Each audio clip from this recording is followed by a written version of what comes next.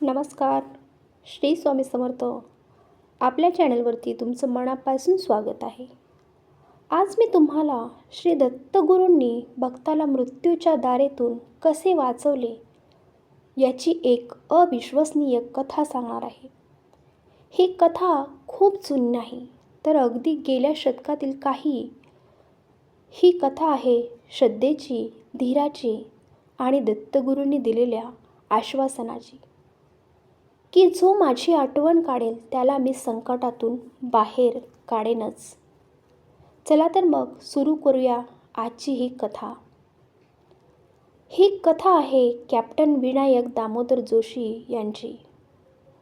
Captain Joshi हे तसे नौदलात मोठे अधिकारी, पण त्यांचे मन अगदी साधे आणि दत्तचरणी लीन होते. जेव्हा जेव्हा ते सुट्टीवर घरी यायचे तेव्हा त्यांचा पहिला मुक्काम गाणगापूर किंवा नरसोबाची वाडी येथेच असायचा. त्यांच्याकडे एकच मंत्र होता, तो म्हणजे दिगंबरा दिगंबरा श्रीपाद वल्लभ दिगंबरा. कॅप्टन साहेबांचे जीवन शिस्तबद्ध होते, पण समुद्रावरच्या नोकरीत धोकेही तेवढेच होते. त्यांची पत्नी रमाबाई नेहमी त्यांना म्हणायच्या, इतक्या लांब जाऊ नका, समुद्रात काय भरवसा. त्यांच्या पत्नी म्हणायच्या, इतक्या लांब जाऊ नका हो, समुद्रात काय भरवसा. ते हसून म्हणायचे, रमा, जोपर्यंत माझ्या मनात दत्तगुरू आहेत तोपर्यंत जगातील कोणतीही समुद्र माझे काहीही वाकडे करू शकत नाही. माझा रक्षक सर्वात मोठा आहे. त्यांच्याकडे नेहमी एक लहानशी पितळेची दत्ताची मूर्ती असायची, जी ते आपल्या खिशात ठेवत असत. एकदा कॅप्टन जोशी MV सिंधुदुर्ग नावाचे एक मोठे मालवाहू जहाज घेऊन आफ्रिकेच्या दिशेने निघाले होते. प्रवास सुरळीत चालू होता, पण हिंदी महासागराच्या मध्यात पोहोचल्यावर हवामानात अचानक बदल झाला. हवामान खात्याने चक्रीवादळाचा इशारा दिला होता, पण तोपर्यंत खूप उशीर झाला होता. जहाज वादळाच्या केंद्रस्थानी सापडले. आकाशात काळे ढग जमा झाले, विजा कडकडू लागल्या आणि समुद्राच्या लाटा पर्वता एवढ्या उंच उडू लागल्या. जहाज बेभान होऊन हेलकावे खाऊ लागले. क्रू मेंबर घाबरले. रेडिओ संपर्क तुटला आणि जहाजाचे इंजिनमध्ये बिघाड झाला आणि जहाज भरकटू लागले. परिस्थिती अत्यंत गंभीर होती. कॅप्टन जोशी यांनी आपला अनुभव पणाला लावला, पण निसर्गाच्या ताकदीपुढे सगळे काही व्यर्थ ठरत होते. जहाज बुडणार हे निश्चित झाले.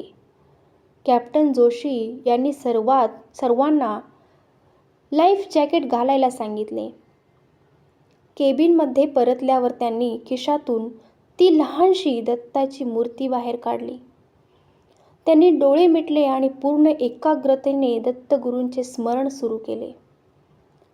त्यांच्या डोळ्यासमोर गाणगापूरचे निर्गुण पादुका आणि औदुंबराचं वृक्ष आणि दत्तगुरूंचे ते शांत दिगंबर रूप आले.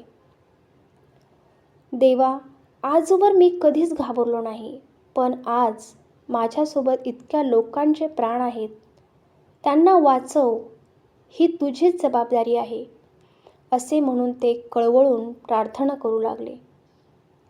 त्यांनी ती मूर्ती छातीशी धरली आणि दिगंबरा दिगंबरा हा जप मोठ्याने सुरू केला. बाहेर वादळ अधिकच वाढत होते. जहाजातून पाणी आत यायला लागले. आता शेवटची काही मिनिटे शिल्लक होती आणि तिथेच चमत्कार घडला. कॅप्टन जोशी जिथे उभे होते तिथे अचानक एक मंद पण अतिशय सुखद प्रकाश पसरला. त्या भयानक वादळातही त्यांना उदबत्तीसारखा सुगंध आला आणि सर्वात आश्चर्यकारक म्हणजे त्यांना स्पष्टपणे जाणवले की कोणीतरी अदृश्य शक्तीने जहाजाचा स्टेअरिंग व्हील पकडला आहे. त्याच क्षणी रेडिओ संपूर्ण पुन्हा सुरू झाला. इंजिन अचानक सुरू झाले आणि जहाजाने आपली दिशा बदलली. ज्या वादळामुळे जहाज बुडणार होते त्याच वादळाच्या प्रवाहातून जहाज आश्चर्यकारकरित्या बाहेर पडले आणि एका सुरक्षित बोटाच्या किनाऱ्याजवळ वळले. काही तासातच वादळ शांत झाले आणि जहाज आणि त्यातील सर्व खलाशी सुरक्षित होते. सर्वांना आश्चर्याचा धक्का बसला. कॅप्टन जोशी यांनी सर्वांना सांगितले, "हे मी नाही केले, हे माझ्या दत्तगुरूंनी केले." भक्तांनो, ही कथा सिद्ध करते की जेव्हा आपली श्रद्धा पराकोटीची असते तेव्हा देव आपल्या मदतीला कोणत्याही रूपात धावून येतो.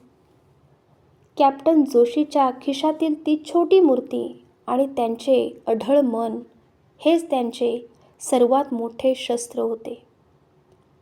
दत्तगुरू नेहमी म्हणतात, "भिवू नकोस, मी तुझ्या पाठीशी आहे. फक्त आपला विश्वास सच्चा असला पाहिजे." चला तर मग भक्तांनो, ही कथा तुम्हाला कशी वाटली हे मला कमेंट करून नक्की सांगा. जर तुम्हालाही असेच दत्तगुरूंचे अनुभव आले असतील तर तेही खाली लिहा. व्हिडिओ आवडला असेल तर व्हिडिओला एक लाईक करा, शेअर करा आणि आपल्या चॅनलला सबस्क्राईब करायला विसरू नका. भेटूया पुढील भागात एका नवीन कथेसोबत. तोपर्यंत श्री गुरुदेव दत्त.